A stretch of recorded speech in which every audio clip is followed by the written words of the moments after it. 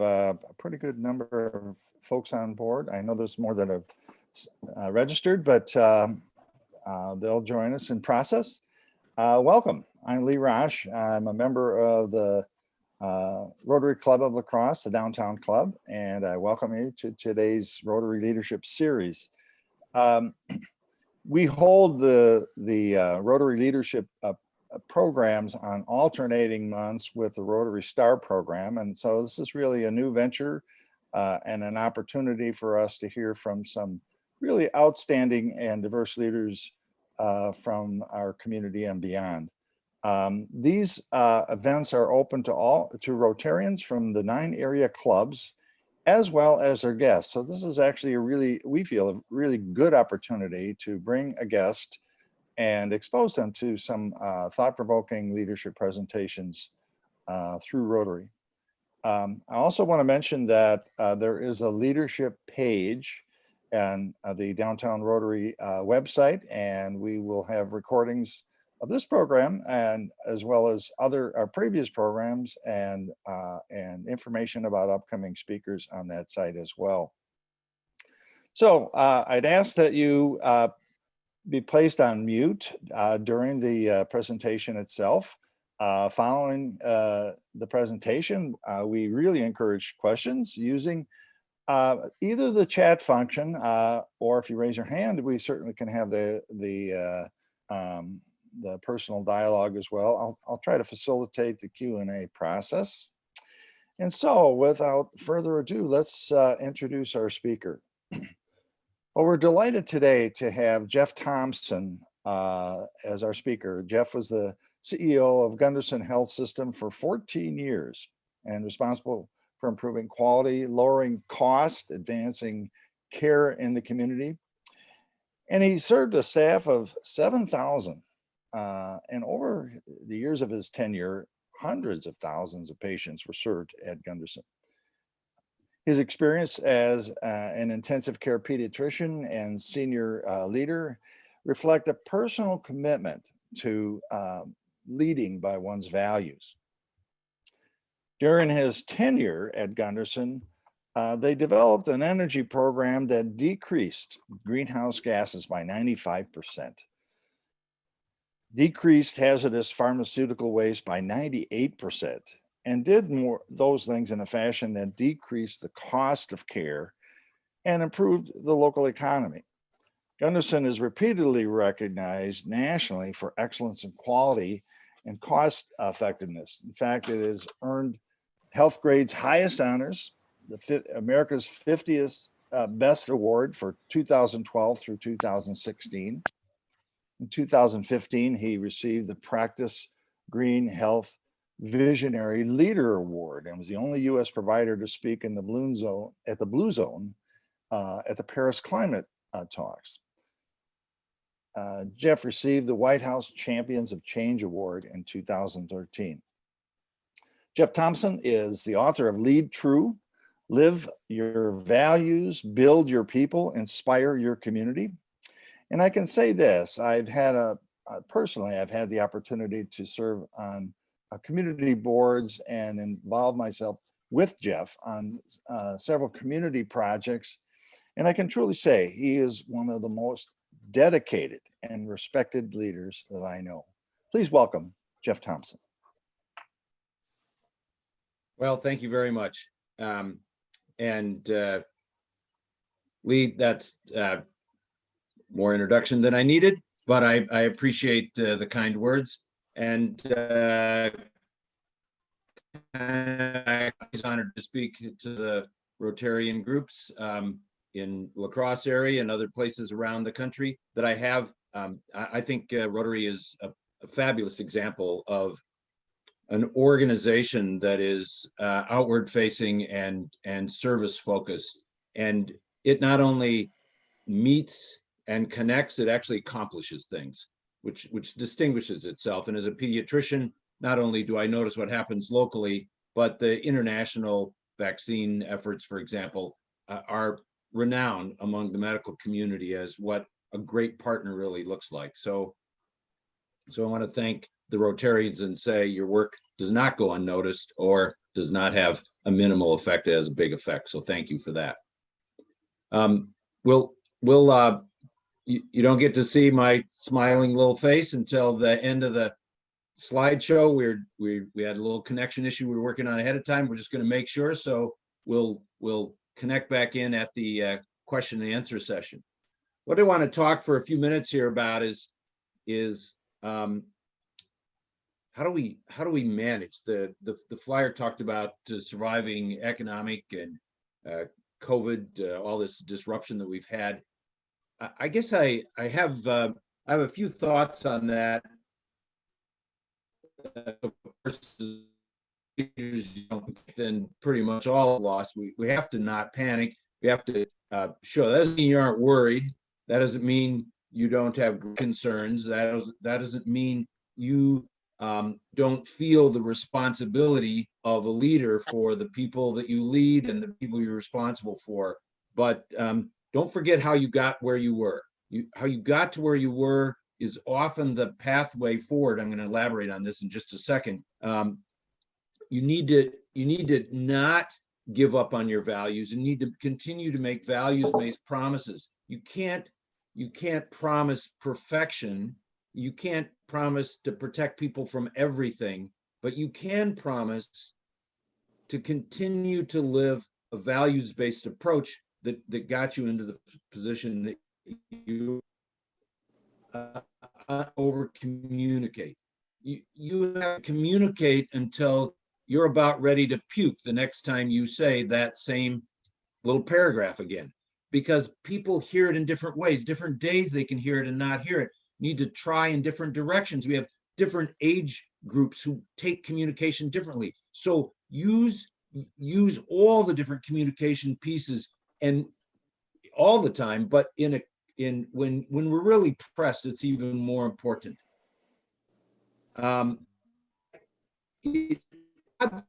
Innovation and management have a lot of similar themes. So when I teach innovation, I talk about a number of things. One is leaders to get close enough to the work till you feel the moral imperative of the work being done.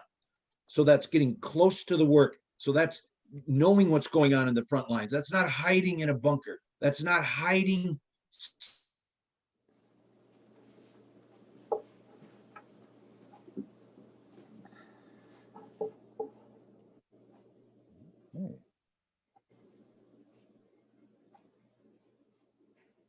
Jeff, we're losing your audio here.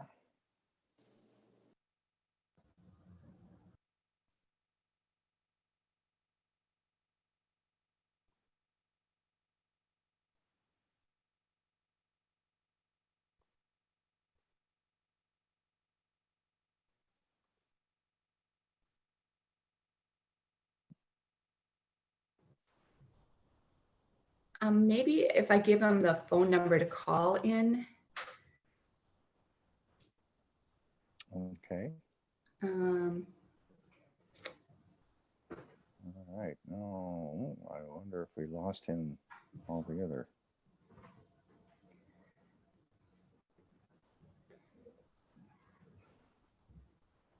let's see. Yeah, it looks like that's possible. Let's see if I can send this to him.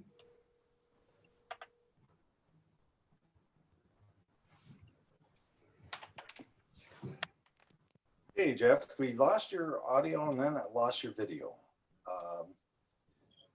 A couple things. But can you log on? And then do you have are you using a earbuds or a microphone or anything to, well, if you, okay. Well, can you just try logging on again? We were getting a little patchy audio and then we lost you altogether.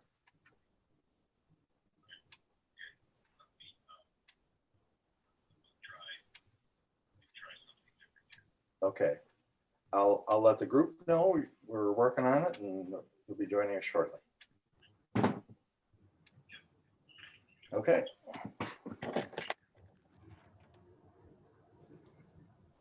Okay, I just talked to our speaker. He's working through some technical issues. We'll be joining us shortly.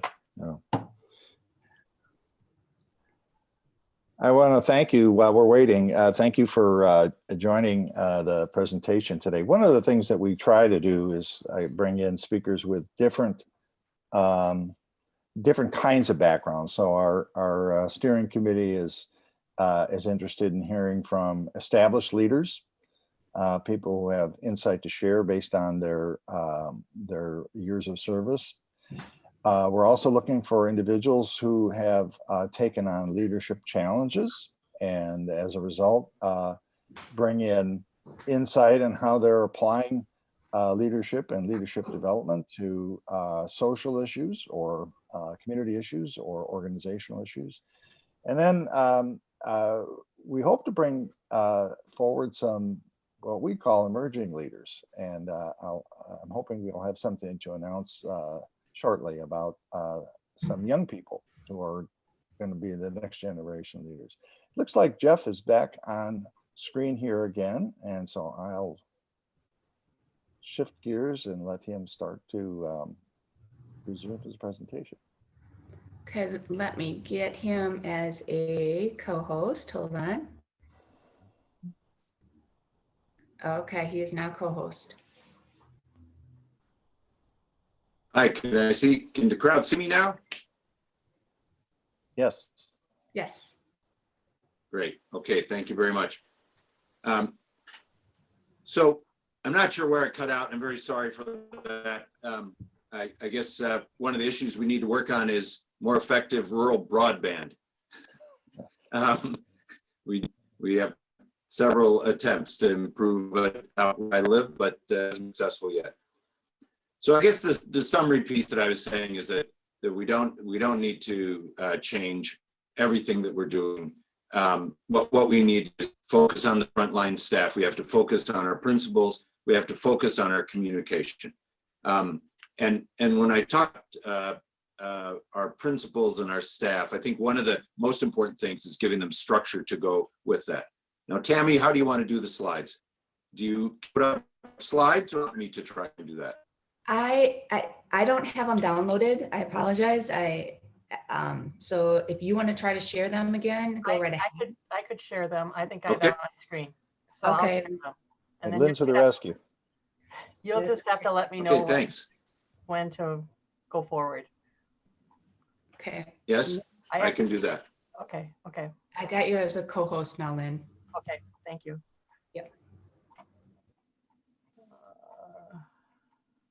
Now let's see. Hang on a second.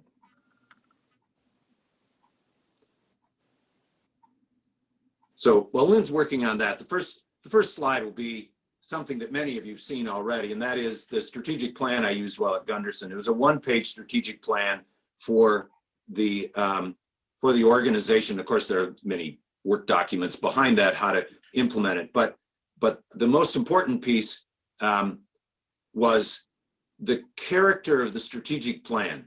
And so if you can move to, this is the first slide, Lynn, if you move to the second one, that'd be great. The character of the strategic plan, great, is no different than if you're running a department or a section of your organization or a whole organization. The character is that it's outward focused. It is not, we're going to improve our bottom line by 0.1% next year, or we're going to take over the world because we're going to get bigger. The strategic plan is outward focusing. In January and then later this summer, I'll speak for the International Servant Leaders Summit out of the Milwaukee area. I know a number of you have participated in their conferences. Tom Thibodeau, Rick Kite are part of the planning group as well. My topic is going to be in January on a servant-driven, servant-focused organization, how your organization can serve the community as a business. And so if you look at the top, the purpose is the health and well-being of our patients and our communities is the purpose. It's why we come to work. It's why we exist. It isn't to get bigger. It isn't to grow. It isn't to kill the competition. It's to serve the greater good of the community. The reason I emphasize this is if your purpose is clear in that direction, then it's easier to rally people in the midst of a crisis, an economic crisis, the COVID crisis, political, whatever is going on, saying our job is here to serve.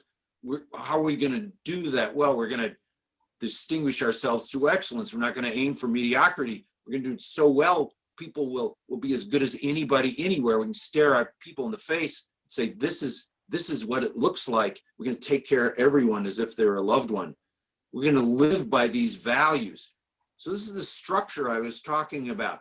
This is the kind of structure that brings comfort to people. They've seen this all the time. If they've seen their leaders behave like this, if over and over decisions are made based on a outward-facing, values-based structure. If you look at the strategies down below, it's quality and service, the well-being of the patients, the families. The great place to work doesn't say anything about being an easy place. It's actually quite hard to do all these things we just said, but you're going to stare to the group and say, good times are bad. This is what we're going to do. These are the values. Here's how we're going to treat each other. Here's how we're going to treat our community. You want to be a part of that? You can be a part of that. Now, does everybody join that? They don't. And even people that work, I mean, it's not like 100% of the people drank this Kool-Aid every day. But the truth is you get a critical mass of people. And in our part of the world, we have some fabulous people who don't get the recognition that CEOs or senior leaders do, who do amazing work every single day. And this gives them an opportunity to shine. And our job is to help shine a light on them. When you look at the financial piece, which always made my board nervous, the finances were about making things affordable, not getting more money, not adding a little increment of bottom line. It was about making care more affordable. Again, outward focus, growth to serve the rest of, not to crush the competition, serve the rest of the community. So for a healthcare organization look outside like this, you say, well, that makes sense.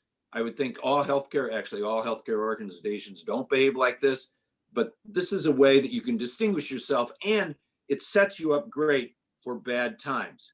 Lynn, if you could go to the next one. And it's not just for healthcare. I'm also part of an organization, a CEO from Appleton, John Toussaint, set up an organization called Catalysis, and they work on lean in healthcare. You might say, oh, lean, that's about building cars. Next slide, Lynn. And the key to lean is delivering value to customers and honoring the wisdom of the frontline staff. Values to customers, honoring the wisdom of the frontline staff. That doesn't sound like all about nuts and bolts and stock markets. That sounds like, well, it sounds like something any of us could do or should do. Look at what happens. This is directional. Kaizen has to do with directional management.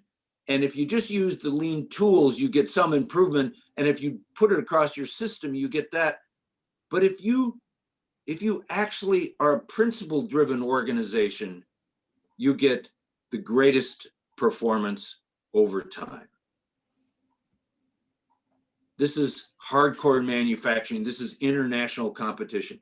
So we can't say that. Now let's take it a little closer to home. The next slide. The little next slide is from a small organization that started with a woman. You can just advance the next couple, and says, this is how I build my company. This is Judy Faulkner's slide from Epic, which is now a multi-billion-dollar company, a leading healthcare records company in the world. You start out, you work hard, you focus on the customer, see the customer focus. You use your judgment and values. As you keep going, you become stronger as an organization. Maybe you make profits. Maybe you get bigger. Maybe you can serve greater numbers of people. This is really quite common. But then once you get into your prime, many people struggle. Many people fall off this curve. they get too full of themselves. They're saying, wow, now we're the king of the world, or we're bigger than somebody, or we're stronger than somebody, we have more money than somebody. And so now your decline starts. You get too full of yourself. You become legalistic. It's about rules, not people. It's about rules, not principles. It's a legal focus, not a well-being of the population or delivering value. Finance becomes the focus of your organization. You feel like you deserve to be so important. And then you start accepting mediocrity because that's the way we did it before, and eventually you croak. This happens many, many times in organizations. And you can see if you're on the downward spiral of this, if you're even bridging that way and a crisis occurs, boy, then you're in trouble. You hunker down. It's all about rules and rigidity and finance. And then you lose your way. And then you lose your way. So whether you're running a department, a division, or a whole organization, it's important to say, where am I along this?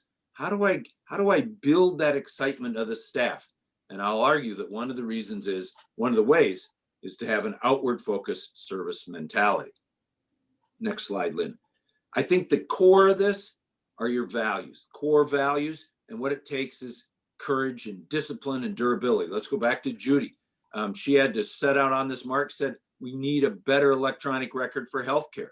It was discipline. It was staying with what she was doing. Many people offered her a lot more money early on to either sell out or to become a financial managing organization because they were so disciplined. She didn't do it. And then when ups and downs and the government would get after him or not, it was durability. This is no difference. Economic downturn in 2008. You had to have the courage to say what was important.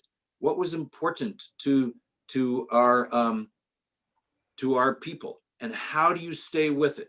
If you go to the next slide, I have an example of one of the key pieces that was important in helping people find their way.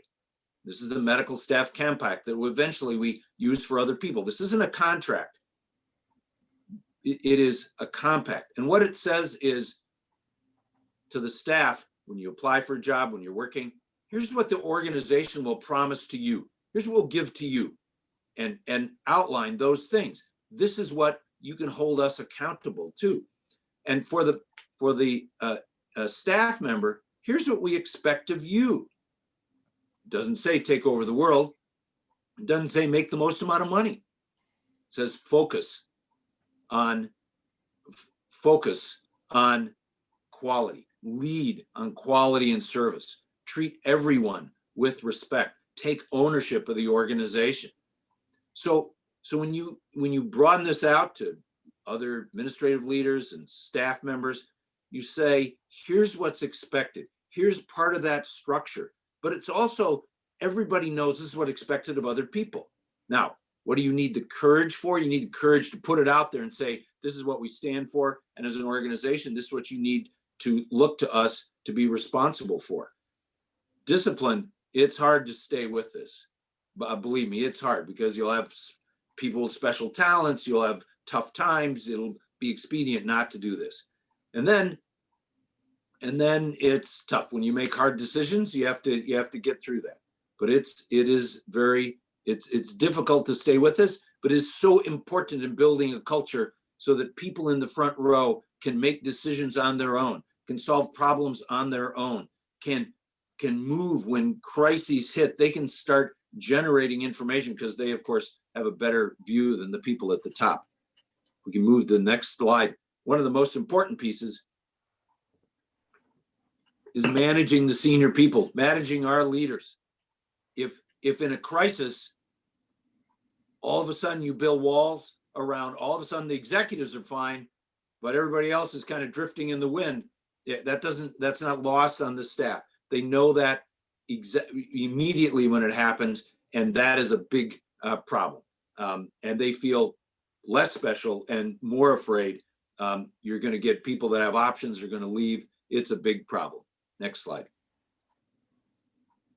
Another key piece is they need to know who's going to take the beating. In 2008 and 2009, I went to the staff and I said, I can't promise we'll never have a layoff. I can't say that, but I'm gonna do everything in the world I can to avoid that. So work hard. Let's work together. Let's solve these problems. Let's try and to get our way through this.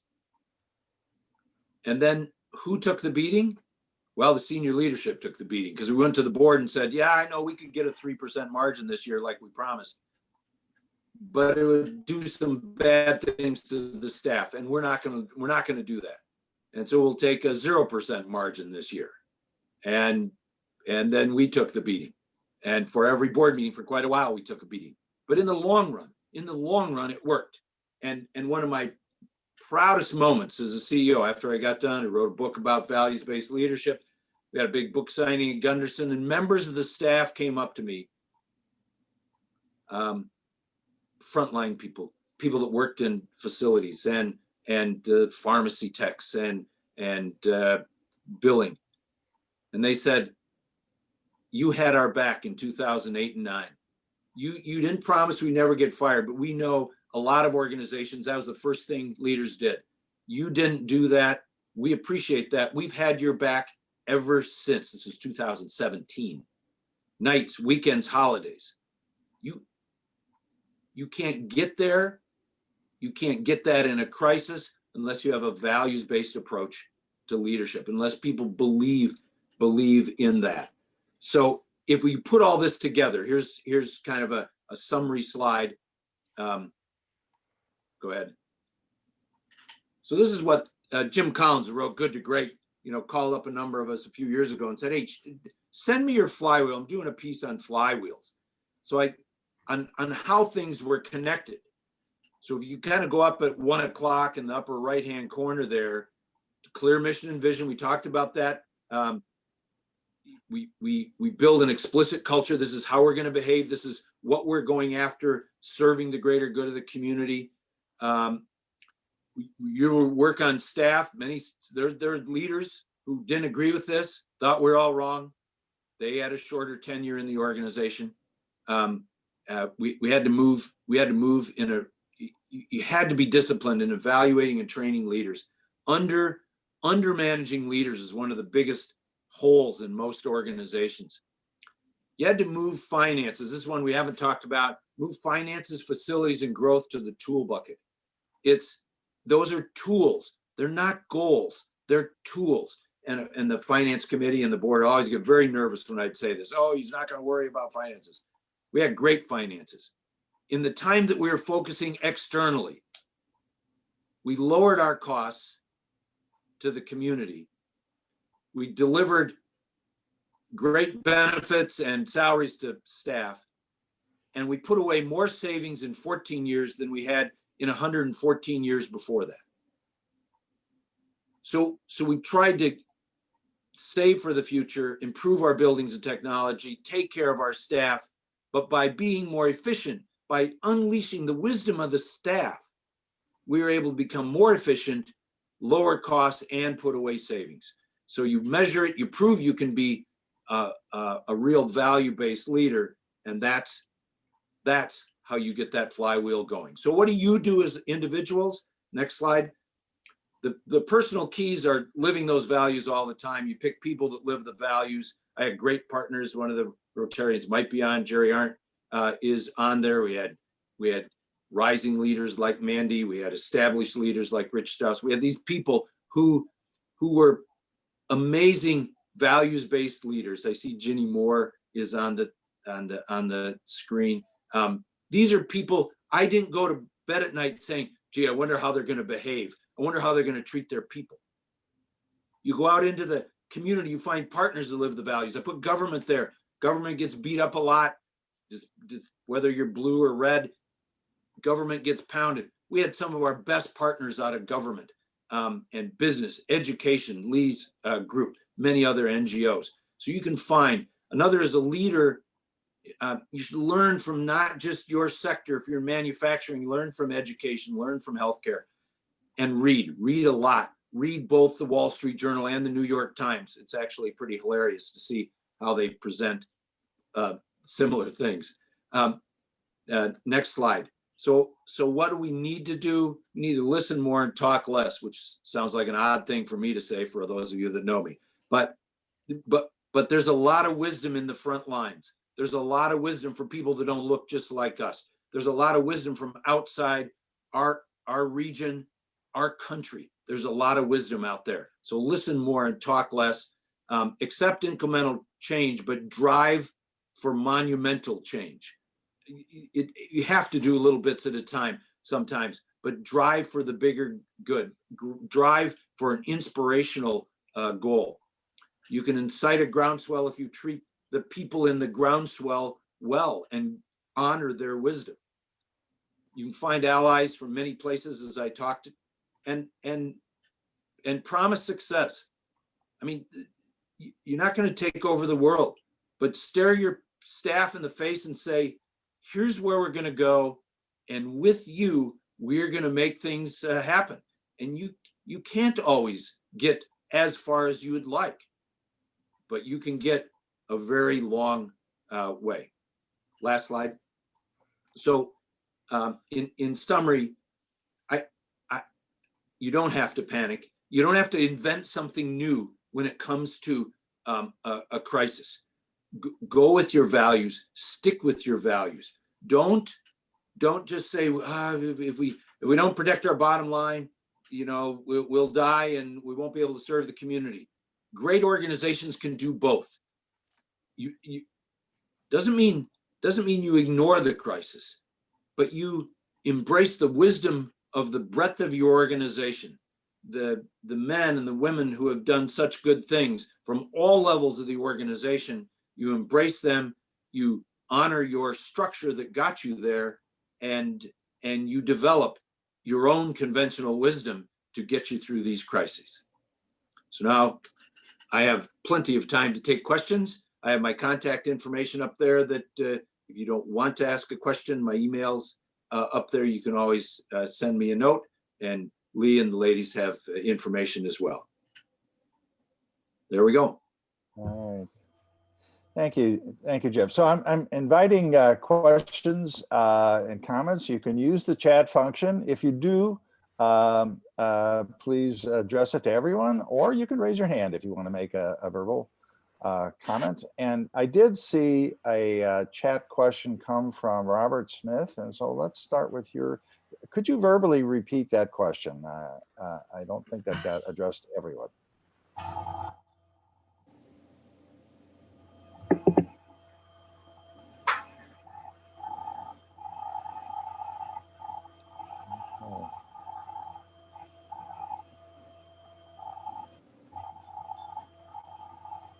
All right, so I'm gonna go back, and Karen, you had a question. You were raising your hand. Yeah, thank you. Thanks for letting me join. A question about turning your team back to values when they're afraid. So when people are afraid, they have reasons for being afraid, and I have found that if you deny those reasons, they just push back. Can you talk about leading somebody out of their fears back to values? Well, that's a terrific question, and that is very true. And I'll start by agreeing, and then I'm going to move to, we don't even know. You don't know what their fears are. Their batch of fears are different than yours as the CEO, or yours as a vice president, or yours as a director. You don't know until you ask them. You don't know until you listen. You have to not come in and give a speech. One of my favorite things was do Let's Talks, and it'd be an hour, and I'd spend 10 minutes with, by the way, I had tons of advice, conventional wisdom, say you never do this as a CEO, shouldn't go out and expose yourself like this.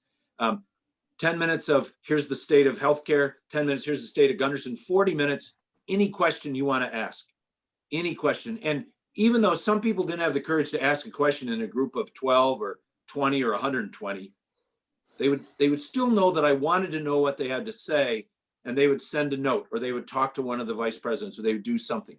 So the first thing is you have to establish, here's what our values are, and I want to know what's going on with you from your point of view. It's one of the reasons we embrace one of the lean tools called an A3, because you go to the front line and you say, what's your vision of what's going on? What is your understanding? What would you do to fix it? And it's all about their point of view and how they're looking at it.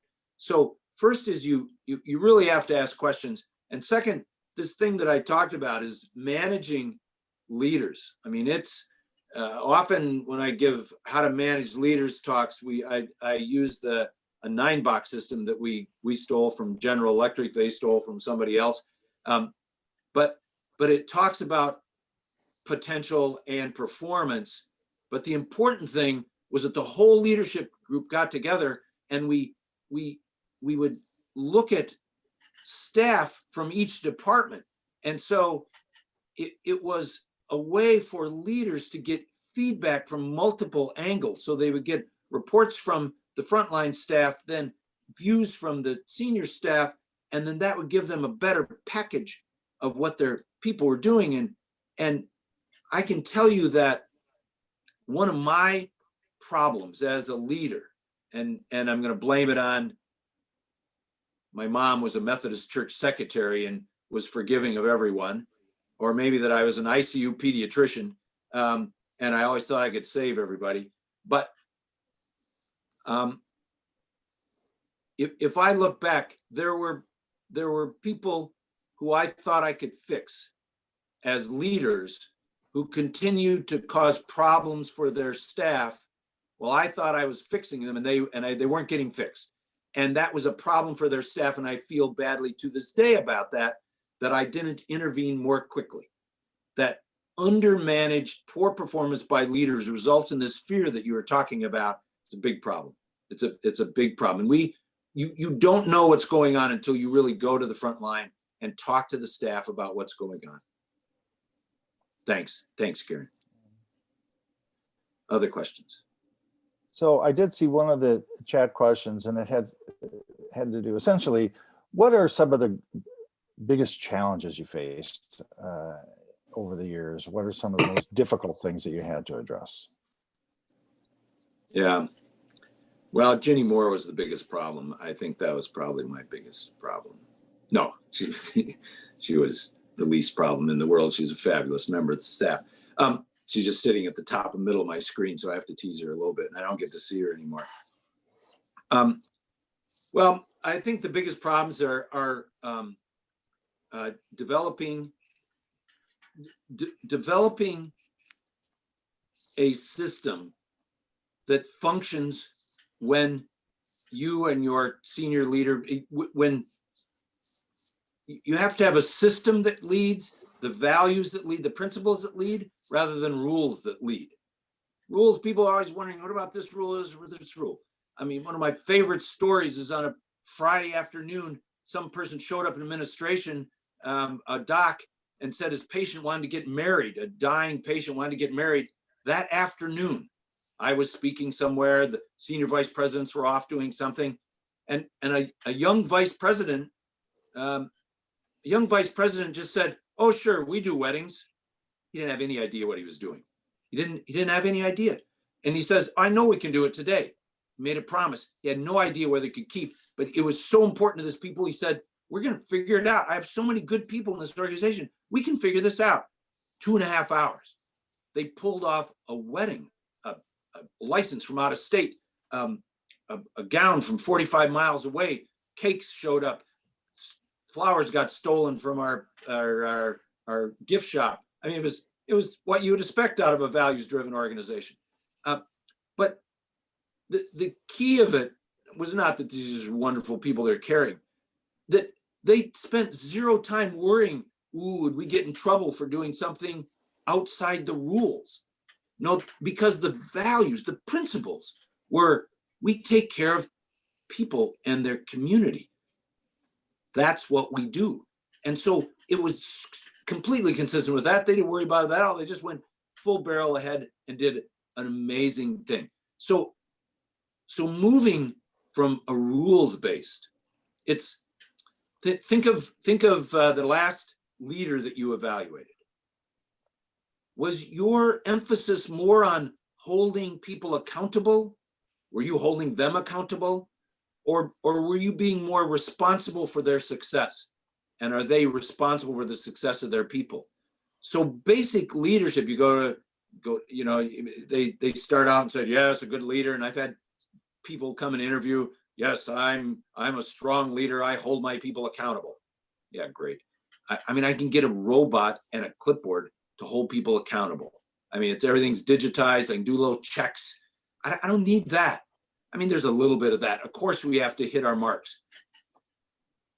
But being responsible for people's success, that is so much harder. And people, everybody's different. Everybody has a different strengths and weaknesses. So it's important to understand those nuances. So some of the hardest things is trying to inspire this wonderful cacophony of people that you have towards a similar goal, similar principles, and continually help them focus externally. And actually, one of my biggest problems was the board. I mean, the board often would say, oh, well, what about, maybe we should raise our prices a little more. Well, I'm not sure. Do we have enough in savings? And I know they're worried about the long-term well-being of the organization, but I was too. But I believe the long-term goal of the organization was the staff. And if you can organize it so that they felt, back to Karen's point, if you could organize it so they felt secure and clear on where they're going, then you could unleash the strengths of the thousands. And that's always better than a few smart thinking people in the front office who are pretty full of themselves. So we have a question from Stephanie. I'm interested in Gunderson's move to be more environmentally friendly. It's not something that you hear healthcare organizations doing. How can we get more industries to follow that lead? Well, Stephanie, that is a great question. And I'm glad you asked, and I'm glad we have that second hour to talk about this. Actually, go to a website called Healthcare Without Harm. You just look up noharm.org, and you'll find over 1,000 organizations, healthcare organizations in the United States that in fact are, now they've complicated a person, but again, this is not about getting an award or getting to go to the White House or the climate talks. This is about serving the community. And the way we presented it to our board and to our staff was, we're going to lower the cost of care. We're going to stop polluting, which makes our patients sick, and we're going to improve the local economy. And with that package, and then measure and do that, it was consistent with our principles. Here's how we take care of our community. Here's a values-based organization. Here's the way to do. And Kaiser, Cleveland, Mayo started working on this. There's a number of major organizations that have done that. Around the world, industry actually is ahead of healthcare. Industry is actually ahead of healthcare, and I'm part of some groups. And I'm going to use an example. Unilever. Unilever makes a lot of household products, baking soda and all kinds of things that people use. They have over 400 factories in over 100 countries. How do they possibly get their environmental plan, and they are 34% to their goal of being carbon neutral? How do they possibly get that affected across that? They're clear on their goals. We're going to become carbon neutral by 2030, I think they said. We are absolutely determined to get there. Here's our values on how we're going to do that. And they can't possibly write up rules on how to behave in all these countries. They have principles. It's a principle-based place. Here's how we're going to treat each other. Here's how we're going to treat our communities. Here's the goals we're going to go through. We're going to manufacture great products and take care of the environment. We're going to do both of those things. They have been massively successful. If you look at even fossil fuel companies, let's take fossil fuel companies. ExxonMobil, we're a great company. We're going to continue to be a great company. They've lost like 70% of their value in the last 15 years. They've been dropped off the New York Stock Exchange. Shell Oil. Well, we're going to embrace the environment, but still pump oil as fast as we can to make as much money. They're embracing some of things. They said they're going to put 25 billion towards renewables. They're doing okay. They're not as bad as Exxon in the market, but they're teetering. British Petroleum said, we're going to stop being a fossil fuel company. We're going to change to an energy company. We're going to be carbon neutral by 2035. And we are going to change. They ripped up their whole structure. They changed to say, we're going to serve the community. Train company started in La Crosse, has now, joined American Standard and then Ingersoll Rand. Now Train Technologies is out on its own. They're doing one thing. We will be the most environmentally sound heating, cooling, and food refrigeration company in the world. And they're doing gangbusters. So this is growing. It is getting, if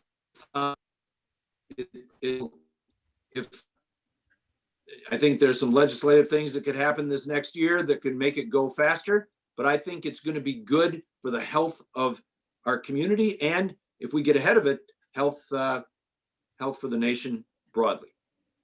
Thanks. So we have a question from Mike. In the past 10 months, the paradigm of how society, the economy, and business all conduct themselves has shifted way beyond expectations.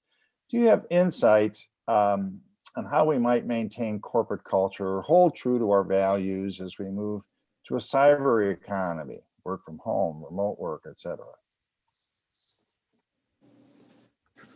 Well, I think he's right that things people keep saying, well, after this, it's never going to get back to the old way again. It never gets back to the old way. I mean, things keep evolving. This was a pretty big jolt of evolution, pretty fast, but I do think it will come out to be a mix. So. I mentioned Epic. Epic, it's found that as part of their organization, they build software, they test software, and then they implement software. In the testing and the implementing, they figured out how to do that remotely just fine. And they're working very hard to connect those teams. And only once in a while do they get together, but they found a need to stay connected. But at a less level, and they found they could be very effective. In the building software, the creative part, they really struggle to be as efficient being creative if they're not in the same physical location. They are so much more efficient in their physical location. So now they're figuring out what pieces of that need to be physically located. How do you do that safely? How do you organize yourself? So I think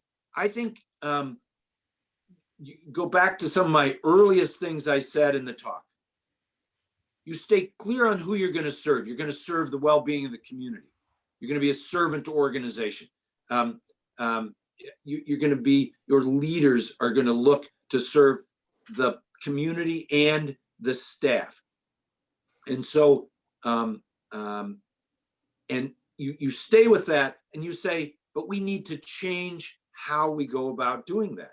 Well, how do you do that? Well, you listen more carefully to what the needs are. The needs evolve. You organize yourself around the well-being of your staff, the organization, and the community. All those things at the same time, and then understand that the conversations you had a year or two ago with education, business, the government, may only have 50% relevance. And you have to go back to that. You have to rehave those conversations because it keeps changing. And in this environment, it changes more quickly. So stick with your principles, understand you might have to change structure and recommunicate with a lot of listening so that you can recenter what you need to do and how you need to go after it. So a question I often hear, or a statement, is that leadership is really all about learning. Now, can you talk about your personal learning journey from the point you started as CEO to where you are today post Gunderson? Yeah, I was a lot smarter as a CEO the first day than the last day. Let me tell you, boy. I learned a lot. The job evolved over the time. My approach was that I am responsible for my education, and I don't expect people to hand things to me. I tried to learn from multiple angles, from people in the community. Lee is an example. What is he doing? What assets does he have? What are his challenges? How can I learn from that? I learned from other healthcare organizations. To imagine we have all the right ideas is just crazy. So I try and learn from as many different people and learn from people throughout the organization. It was one of the other things that came naturally. I've mentioned lean several times. There's several things in there. The problem solving is basically the scientific method of problem solving. It just labeled lean. If they'd have labeled it scientific method of problem solving, it probably got taken up more in the healthcare community. But one of the important pieces is that the senior leaders have to go to where the work's being done. They have to talk to the people. They have to understand what's going on. And so connecting with staff was a good learning. It helps build your desire to follow the moral imperative of the business you're in, but you learn things that then influence your judgment. So you got to go to Harvard and argue with the fanciest people and prepare yourself. You have to read from multiple directions until your eyes water at night. But you have to learn from frontline people. You have to talk to patients themselves or your customers if you're not in healthcare. I think breadth of learning is very important. We hired people from not just healthcare. That was a huge advantage, to have people come in that had worked in other places, that had been in other parts of the community. That was a great advantage. And then the last thing is connecting the generations. There is wisdom across the generations. There are things that old people have seen and done that are important to listen to. There's energy, excitement, and insights from people barely out of school that can add to the fabric of your organization. So if you get that breadth from the young, the middle career, and the more senior people, you start learning from all of them based around a principle-based framework. Now you can get some momentum that carries on when you're not in the room. And that's really important because you're mostly not in the room. You need to have them using their expertise all the time. Okay. Well, we have time for maybe one more question. Do we have anyone from the group that would like to bring it forward?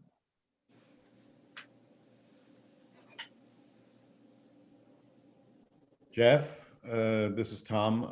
Yes. Jeff, fantastic presentation. I really loved everything you said. But I have a question that I'd like to follow up. And it goes to the path that you took that's important. Physicians usually, and I'm a physician myself, tend to Yes. actually not be too interested in the things that organizations do, administration, logistics. And so what caught your interest? What drove you to, move into this clearly separate, independent track and become such a fantastic leader? Well, thanks, Tom. And I was absolutely no different. I mean, I spent my life making fun of people in administration, and especially the CEOs. And the truth is, I continued to do it while I was a CEO because I had better material and I knew the inside scoop, so it was easy to make fun of them, and they certainly deserve being made fun of. But I guess it was, it was not without pain, because I loved taking care of patients. I loved the staff in the NICU and the PICU. I loved taking care of families. You get a hug from a 5-year-old little girl or the mom of the 5-year-old little girl that you help keep alive. Yeah, there's nothing better than that. I mean, no bottom line is as good as that. But what I saw was that you could make a bigger difference. So I was asked to take on things because I'd solve things. I didn't like it that the nurses weren't trained as well as they should have been.